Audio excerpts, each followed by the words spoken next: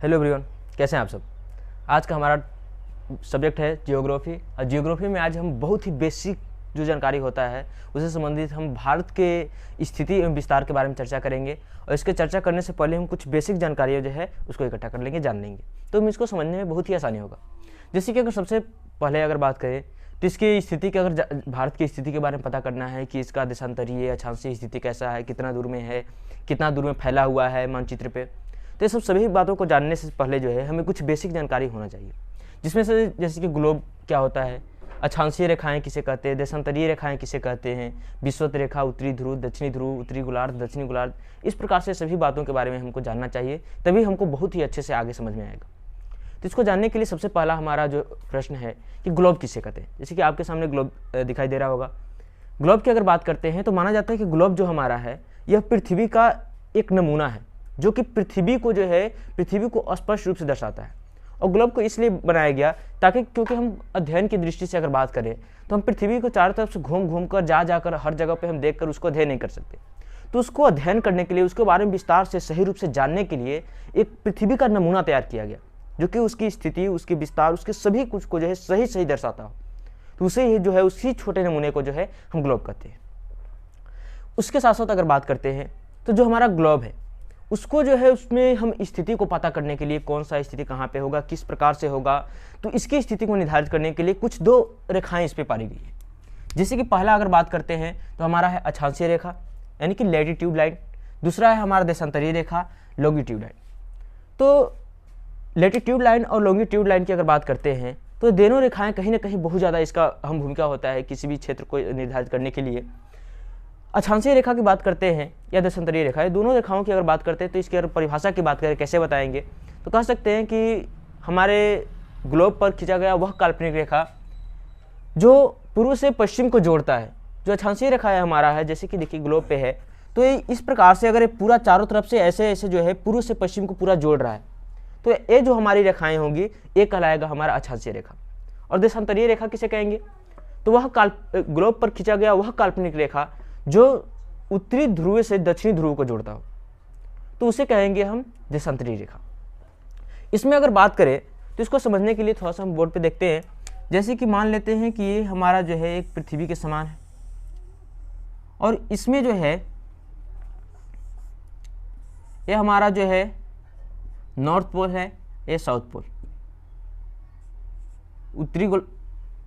उत्तरी ध्रुव और दक्षिणी ध्रुव।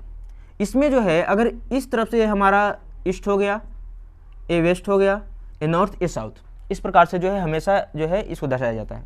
तो ये जो हमारा इस प्रकार से अगर जो है लाइनिंग रहेगा जो चारों तरफ से ऐसे गोल घुमा हुआ रहेगा, तो यही हमारा कहलाएगा लैटिट्यूड लाइन। ठीक है।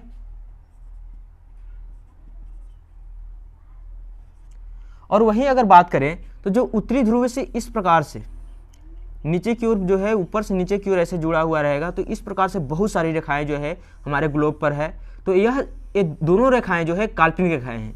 काल्पनिक यानी कि कल्पना करके बनाया गया, ऐसा नहीं है कि पृथ्वी पे इस प्रकार की रेखाएं हैं, ऐसा कुछ नहीं है। इसको कल्पना करके बनाया गया ताकि हम किसी भी क्षेत्र की स्थिति और विस्तार के बारे में उससे जो है बेहतर उसके बारे में जानने की जो है हमें जानकारी हो सके। तो इसके लिए जो है इस प्रकार की जो है रेखाएं खींची गई। तो ये हमारी जो रेखाएं हैं ये हमारा है लॉन्गिट्यूड लाइन।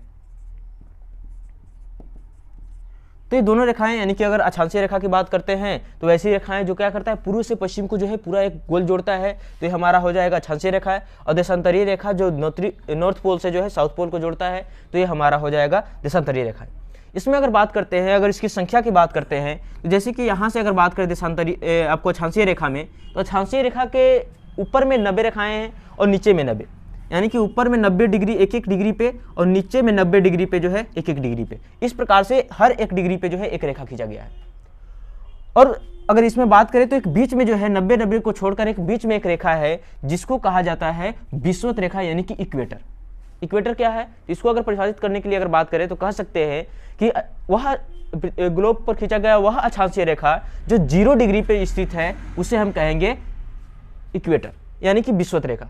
यानी कि अक्षांशीय रेखा का ही ये भाग है, लेकिन क्या है सबसे बीच में है और 0 डिग्री पे है। इसके ऊपर में एक बढ़ेंगे तो 1 डिग्री 2 डिग्री ऐसे होगा और नीचे में भी बढ़ेंगे तो 1 डिग्री 2 डिग्री ऐसे बढ़ते जाएगा और 90 डिग्री तक होगा। इस प्रकार से हर एक डिग्री पे एक रेखा है। अगर ध्रुव को छोड़ दे, ध्रुव एक रेखा न मान के इसको छोड़ दे, तो इसकी संख्या कुल टोटल हमारा जो हो जाएगा 90 90 ऐसे 180 181। लेकिन अगर दोनों ध्रुव को हटा दिया जाए तो 179 ऐसे रेखाओं की संख्या हो जाएगा। नहीं तो अगर ध्रुव को भी जोड़ देते हैं तो 181 हमारा जो है अक्षांशीय रेखाओं की संख्या होगी। उसके साथ साथ अगर जानते हैं कि एक वृत्त में जो है 360 डिग्री होता है, 360 डिग्री का एक वृत्त बनता है, और 360 डिग्री पे हर एक डिग्री पे जो है देशांतरीय रेखा खींचा हुआ है। जो हमारा पृथ्वी है लगभग लगभग गोलाकार है, और इसके साथ साथ जो है एक गोला मानकर जो है इस पर 360 यानी कि जो है डिग्री होगा, और ये 360 डिग्री पे जो है एक एक डिग्री पे जो है एक जो है रेखाएं खींची गई है। इस प्रकार से ये हमारी जो रेखाएं हैं ये हमारा देशांतरीय रेखा है। इस प्रकार से जो है पृथ्वी के चारों ओर से जो है रेखाएं खींची गई है, जो हमारा कहलाता है देशांतरीय रेखा, जिसकी संख्या अगर बात करें तो जिसकी संख्या होगा 360 डिग्री, यानी कि 360 जो है रेखाएं हैं हमारी देशांतरीय रेखा। और हर एक रेखा यानी कि हर, जैसे कि एक रेखा से को पार करने में, यानी कि एक रेखा के दो रेखाओं के बीच में जो डिफरेंस है वो डिफरेंस हमारा जो है वो 4 मिनट का है। मिनट को यहाँ पे इस प्रकार से दर्शाया जाता है, जैसे कि 4 मिनट ऐसे लिखे हुए। अगर सेकंड अगर दर्शाना होगा तो 4 सेकंड ऐसे कर सकते हैं। तो इस प्रकार से जो है हमारा एक देशांतरीय रेखा के बीच, दो देशांतरीय रेखाओं के बीच में जो डिफरेंस है वो 4 मिनट का होता है। यानी कि एक देशांतरीय रेखा को पार करने में हमको कितना समय लगेगा, तो 4 मिनट समय लगेगा। इसके बाद अगर बात करते हैं इसमें, जैसे कि आगे है उत्तरी ध्रुव और दक्षिणी ध्रुव, तो पृथ्वी का जो सबसे ऊपरी वाला जो भाग है, सबसे ऊपरी अंतिम भाग जो है वो हमारा कहलाएगा उत्तरी ध्रुव, और सबसे जो नीचे वाला भाग है उसको कहेंगे जो है दक्षिणी ध्रुव, यानी कि नॉर्थ पोल और साउथ पोल के नाम से इसको जानते हैं। दोनों पोल जो है ज़्यादा जो है, अगर इसकी बात करें तो सूर्य की किरणें सबसे ज़्यादा जो है इक्वेटर पर पड़ता है, इसलिए जो ऊपर वाला भाग है तिरछा पड़ता है। जैसे कि अगर इसको हम देख सकते हैं तो रोशनी जो पड़ रहा है सबसे ज़्यादा ये बीच वाले भाग पे पड़ रहा है, इस पे और इस पे जो है बहुत कम भाग पे जो है रोशनी पड़ रहा है। तो तिरछा रोशनी पड़ने के कारण ये दोनों भाग जो है नीचे वाला और ऊपर वाला, यानी कि नॉर्थ पोल और साउथ पोल, ये दोनों जो है पूरा बर्फ से ढका हुआ है, बर्फ से जमा हुआ है। क्योंकि यहाँ पे जो है तापमान बहुत निम्न होता है। हम इक्वेटर से जितना ऊपर जाएंगे, जितना ऊपर जाते जाएंगे उतना ठंडा बढ़ेगा, जितना नीचे जाएंगे उतना ठंडा बढ़ेगा। इक्वेटर पे जो है सामान्य रूप से सबसे ज़्यादा जो है तापमान पड़ता है, क्योंकि सूर्य की किरणें जो होती हैं इस पर प्रत्यक्ष रूप से पड़ती है। तो ये हमारा हो गया उत्तरी ध्रुव, दक्षिण ध्रुव। उत्तरी गोलार्ध दक्षिणी गोलार्ध की अगर बात करते हैं तो ये हमारा इक्वेटर जो है, विषुवत रेखा जो है, इसको ग्लोब को जो है 2 भागों में बांटता है। जैसे कि यहाँ पे बीच में आपका लाल लाल लाइनिंग दिखाई दे रहा होगा, ये हमारा इक्वेटर है। और जो इक्वेटर है इसके ऊपर में, यानी कि ए वाला भाग है, इसके ऊपर वाला ये पूरा भाग को जो है हम उत्तरी गोलार्ध करते हैं, यानी कि नॉर्थर्न हेमिस्फीयर।